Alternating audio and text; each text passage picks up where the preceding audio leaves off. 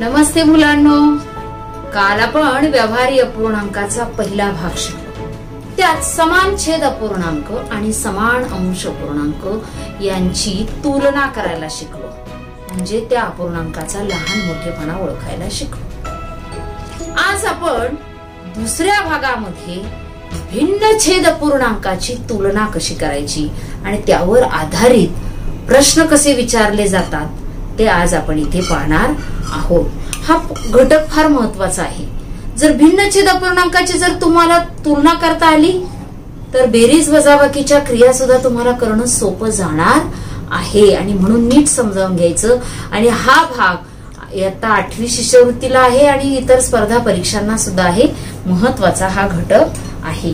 आता इथे कालची आपण थोडीशी उजळणी करूया की समान छेद असताना ज्याचा अंश मोठा तो अपूर्णांक मोठा, समान अंश असताना ज्याचा छेद लहान तो मोठा, हे आपण शिकलो. आता इथे याचा छेद 4 आहे आणि याचा छेद 8 आहे.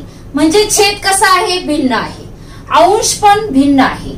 मग अशा अपूर्णांकाची तुलना करताना आपणाला काय करावं लागेल की 4च्या पटीमध्ये 8 आहेत का, 4च्या पाढ्यात 8 आहेत का? आहेत.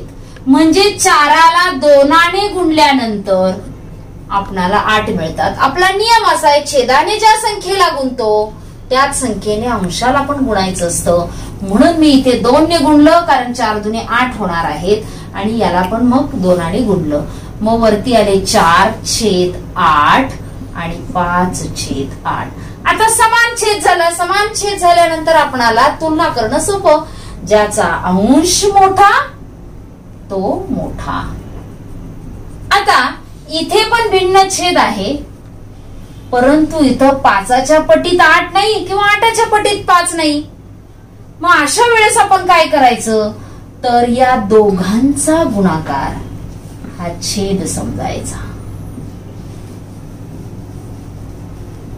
8×45 आणि 5. म्हणजे याला कितीने गुणले रे? 5ने गुणलं. मग अंशाला सुद्धा 5ने गुणायचं. इथे 40 होण्यासाठी याला 8ने गुणलं म्हणून याला 8ने गुणायचं.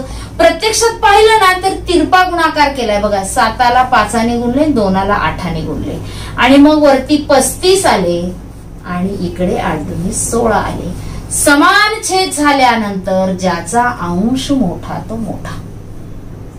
आता तुलना करताना एवढं सगळं करायला आपल्याला वेळ नसतो.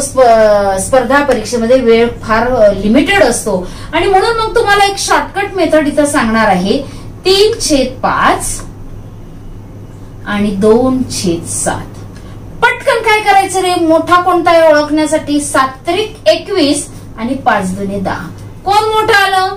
हे मोठं आलं. म्हणजे हे आपण गृहीत धरलेलं असतं की याचा छेद आता 35 आहे दोघांचाही. याचा छेद 35, याचा छेद 35. अंश किती येणार? 21 आणि छेद इकडचा अंश किती येणार? 10. म्हणजे तिरपा गुणाकार पटकन डोक्यावर मांडायचा आणि लहान मोठेपणा ठरवायचा. अशा पद्धतीनं ही भिन्न छेद अपूर्णांकाची तुलना आहे. पण 4 अपूर्णांक दिल्यावर त्याच्यातला लहान कोणता, मोठा कसा ओळखायचा ते आपण लगेच पाहूया. या उदाहरणामध्ये काय विचारलं आहे? खालीलपैकी सर्वात मोठा अपूर्णांक कोणता? आपण मग अशी दोघांची तुलना करायला शिकलो. आता इथे 4 अपूर्णांकातला सर्वात मोठा शोधायचा आहे. मग आपण काय करू, या दोघांमधला जर मोठा शोधला आणि या दोघांमधला मोठा शोधायचा आणि मग त्या दोघां मोठ्यांमधला मोठा शोधायचा. चालेल की नाही? मग तसंच करूया. बघा आता मग अशी आपल्या ठरल्याप्रमाणे शॉर्टकट मेथड वापरायची. तिरपा गुणाकार डोक्यावर लिहायचा, कारण या दोघांचा छेद 21 आहे असं मी मांडलं. 4×12 डोक्यावर लिहिले. 7×14. आपल्याला विचारलंय काय? मोठा. पटकन मोठा खाली आणायचा, कारण हा मोठा आहे या दोघांमध्ये. आता इथे 5×1 5, 2×2 4, यांचा छेद 10 आहे असं मानायचं फक्त मनातल्या मनात. मग मोठा कोणाला? 1/2. आता या दोघांमधला 2×2 तिरपा गुणाकार 2×2 4 आणि 3×1 3. मोठा कोणाला? 2/3 असलेला पर्याय काय करायचा आपण? मार्क करायचा. अशा पद्धतीनं तिरपा गुणाकार करून या दोघांमधला मोठा काढायचा आणि या दोघांमधला मोठा काढायचा आणि पुन्हा त्या दोघांमधली तुलना करायची. अशा पद्धतीनं आपलं उत्तर येईल. आता इथे काय विचारलेलं आहे, सर्वात लहान. मग इथे दोघांमधला लहान काढायचा, इथे दोघांमधला लहान काढायचा आणि दोघांमधली परत तुलना करायची. आता आपला छेद 15 आहे असं म्हणायचं. 5 एके 5, तिरपा गुणाकार केला, 4 त्रिक 12. आपल्याला लहान विचारलंय म्हणून पटकन याला खाली आणला. परत बेदुने 4, 7 त्रिक 21. काय केलं मी, तिरपा गुणाकार केलेला आहे. लहान विचारलाय म्हणून लहान याला खाली आणलं. मग आता पुन्हा तिरपा गुणाकार, या दोघांचा छेद 21 केलाय, समान असं लक्षात घेतलं. 7 एके 7 आणि 3 दुणे 6. लहान विचारलाय आणि म्हणून 2/7 हा अपूर्णांक लहान येईल.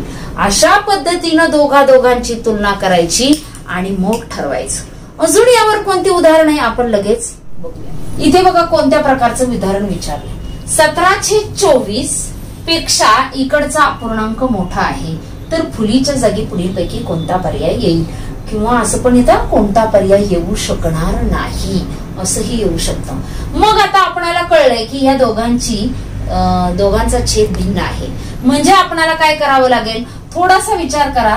17 7 19 म्हणजे इथे अशी संख्या ठेवायची की 119 पेक्षा 24चा आणि कोणत्या संख्येचा गुणाकार 119 पेक्षा जास्त येईल.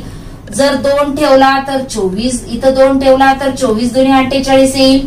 नाही जमणार. इथं 1 24 एके 24, 24 144 होतात आणि 24 त्रिक 72 होतात. आणि म्हणून आपणाला फुलीच्या जागी 6 ठेवावा लागेल. म्हणजे काय करायचं, या दोघांचा गुणाकार करून घ्यायचा आणि मग याच्यापेक्षा मोठा असणारा पाहिजे किंवा याच्यापेक्षा जर लहान असेल तर लहान असणारा शोधावा लागेल. अशा पद्धतीने तिरपा गुणाकार करून विचार करायचा. आता पुढे 2/3 पेक्षा मोठा अपूर्णांक खालीलपैकी कोणता, तर या अपूर्णांकाची प्रत्येक अपूर्णांकाशी तुलना करायची. आता 2/3 आणि 1/3 समान छेद आहे म्हटल्यानंतर हा लहानच आहे हे लगेचच कळतं.